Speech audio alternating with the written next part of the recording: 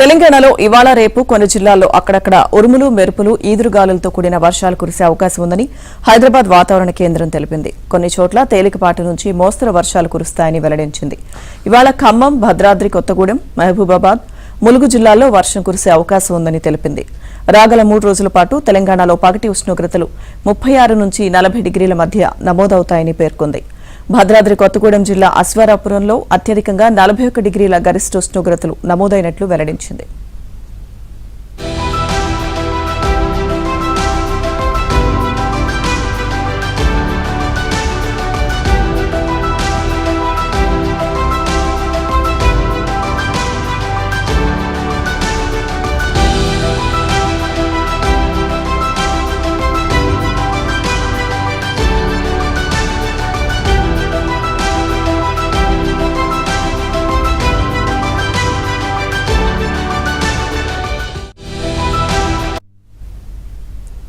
ఏపీలో రానున్న 24 గంటల్లో శ్రీకాకుళం, విజయనగరం, పార్వతీపురం మన్యం, అల్లూరి సీతారామరాజు, పోలవరం, అనకాపల్లి, కాకినాడ, డాక్టర్ బీఆర్ అంబేద్కర్ కోనసీమ, తూర్పు, పశ్చిమ గోదావరి జిల్లాలోని కొన్ని ప్రాంతాల్లో పిడుగులు, ఈదురుగాలులతో వర్షాలు కురుస్తాయని వాతావరణ శాఖ తెలిపింది.